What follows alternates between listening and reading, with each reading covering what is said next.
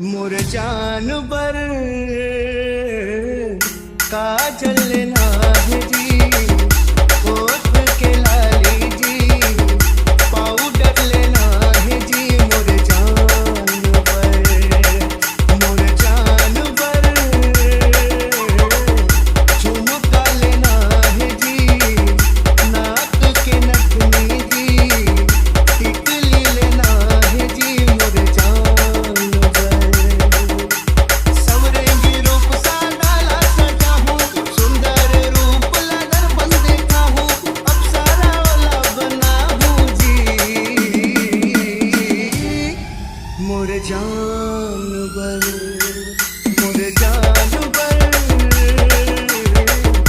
काजल लेना है जी, होठ के लाली जी, पाउडर लेना है जी। मोर जानवर विकास भाई पाऊंगा करके बतावा, खुद के हवे जी सजना सवरना।